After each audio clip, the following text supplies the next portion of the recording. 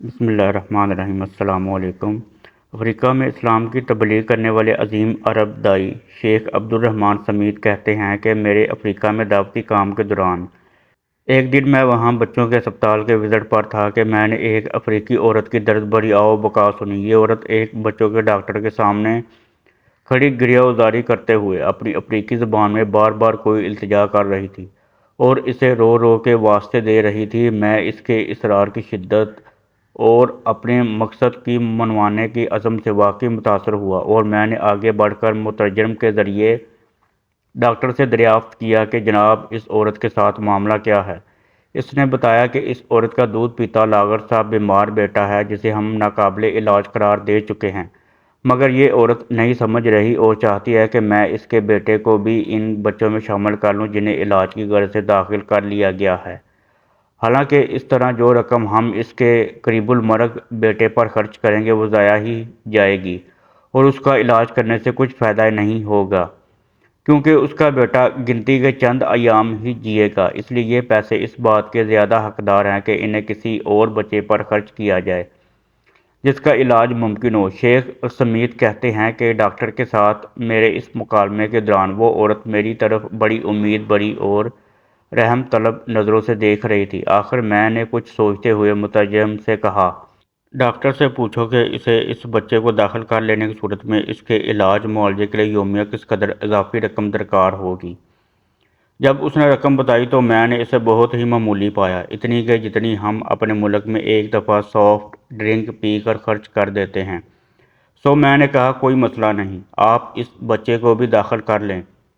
اور اسے بچانے کی کوشش کریں، اور اس کے علاج پر جتنی اضافی رقم خرچ ہوگی وہ میں اپنی طرف سے اپنے ذاتی اکاؤنٹ میں سے ادا کر دیتا ہوں۔ اور یوں ڈاکٹر نے میری سفارش پر اور بچے کے اخراجات کی ذمہ داری اٹھا لی۔ جانے پر مطمئن ہو کر اس قریب المرگ بچے کو بھی داخل کرنے اور اس کا علاج کرنے کی حامی بھر لی۔ ادھر بچے کی ماں یہ ماجرا دیکھ کر فرط مسرت سے میرے ہاتھ چومنے کے لیے آگے بڑھی، جسے میں نے منع کر دیا، اور پھر چیک بک نکالتے ہوئے اس عورت سے کہا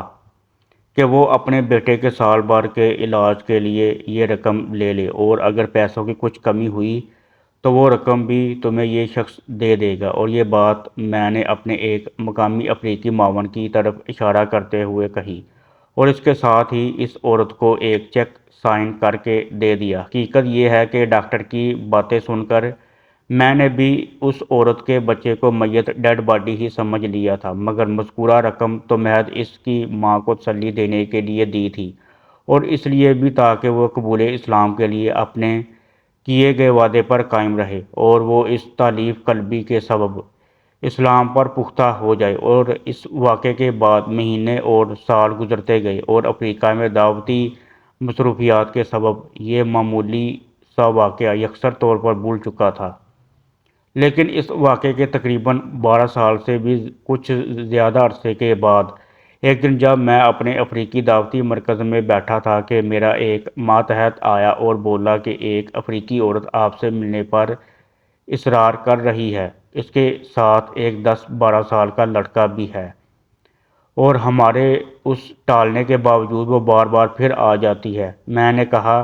اسے بھیج دو۔ تبھی ایک عورت اندر داخل ہوئی جسے میں پہچانتا نہ تھا، اور اس کے ساتھ ایک خوبصورت اور مطمئن چہرے والا لڑکا تھا۔ وہ عورت آتے ہی کہنے لگی، یہ میرا بیٹا عبد الرحمن ہے اور یہ پورا قرآن حفظ کر چکا ہے اور اسے بہت سی احادیث بھی زبانی یاد ہیں، اور میں یہ چاہتی ہوں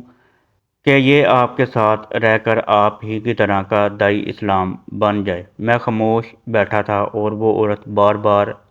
اپنی بات دہرائے جا رہی تھی۔ میں اس کے اصرار پر حیران ہوا۔ پھر لڑکا مترجم کے بغیر براہ راست عربی میں جواب دینے لگا، تو میں بڑا حیران ہوا کہ یہ بچہ بڑے اطمینان سے عربی بول رہا ہے۔ وہ مجھے کہنے لگا، شیخ اگر اسلام اور اس کی رحمتیں نہ ہوتی تو میں آج زندہ نہ ہوتا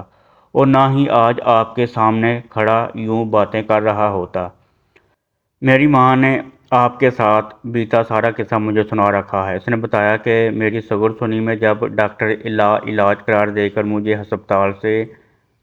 نکال رہے تھے تو میری ماں کے رونے دھونے پر رحم کھا کر کس طرح آپ نے میرے علاج معالجے کے خرچ کی ذمہ داری اٹھا کر مجھے ہسپتال میں داخل کروا دیا تھا، اور میں نے اپنی اسی مہربان ماں کی شدید خواہش پر جب بڑی محبت سے قرآن پاک حفظ کیا ہے۔ میں اسلام کی بابت بہت کچھ سیکھنا چاہتا ہوں اور اسلام کے لیے بہت کچھ کرنا بھی چاہتا ہوں، اور شیخ اس موقع پر مجھے اور میری ماں کو اچھا لگے گا اگر آپ میری قرآن کی تلاوت بھی سن لیں۔ میں نے مسکراتے ہوئے اسے تلاوت کرنے کے لیے کہا تو اس نے بڑی ہی سریلی آواز میں ترتیل کے ساتھ سورہ بقرہ کی آیات پڑھنا شروع کر دیں، اور اس دوران اس کی آنکھیں مجھے مسلسل امید کی نظر سے دیکھ رہی تھیں، اور اس دوران میری یادداشت میں ایک دم وہ بھولا بسرا ہوا واقعہ روشن ہونے لگا۔ سب کچھ یاد آ جانے پر میں نے حیرت و مسرت سے کہا، کیا یہ وہی بچہ ہے جسے ڈاکٹروں نے ناقابل علاج قرار دے دیا تھا؟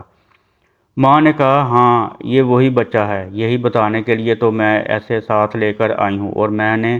اس کا نام بھی آپ کے نام پر عبد الرحمن رکھا ہے۔ شیخ سمیت کہتے ہیں، حقیقت حال معلوم ہونے پر مجھے بہت خوشی سے کپاہٹ طاری ہونے لگی، اور مجھے لگا کہ میرے قدم میرا بوجھ اٹھانے سے قاصر ہو رہے ہیں۔ تو میں ایک دم فرش پر بیٹھ گیا۔ میں نے وہی پہ اللہ کے حضور سجدہ شکر ادا کیا، اور پھر روتے روتے گویا اپنے رب سے کہہ رہا تھا، صرف سافٹ ڈرنک جتنا خرچ ایک جان بچا سکتا ہے، اور اس سے بڑھ کر الحمدللہ ہمیں ایک دائی بھی عطا کر سکتا ہے، اور ساتھ ہی میری زبان پر بے ساختہ سورہ المائدہ کی آیت جاری ہوگی، اور جس نے کسی ایک انسان کی جان بچائی اس نے گویا ساری نوع انسانی کی جان کو بچا لیا، اور الحمدللہ بعد میں یہی لڑکا غیر مسلم افریقی قبائل میں اسلام کی دعوت پھیلانے والا سب سے مشہور دائی بنا، جسے اپنی زبان کی تاثیر کے سبب لوگوں میں سب سے زیادہ مقبولیت حاصل ہوئی۔ ناظرین، بسا اوقات بعض معمولی سے صدقات بے شمار لوگوں کی زندگیاں بدل دیتے ہیں اور انہیں سعادت مند بنا دیتے ہیں، اور دوسری طرف کتنے ہی کثیر الاموال ہم بغیر کسی مقصد اور ہدف کے فضول خرچ کر دیتے ہیں، جو کہ خود ہمارے لیے اور امت کے لیے بھی وبال بن جاتے ہیں۔ ناظرین، اگر ہماری وجہ سے کسی غریب، مسکین، لاچار یا مظلوم کے چہرے پر مسکراہٹ آتی ہے تو اس بات پر سے اللہ ہم پر کتنا راضی ہوتا ہے، یہ ہم تصور بھی نہیں کر سکتے۔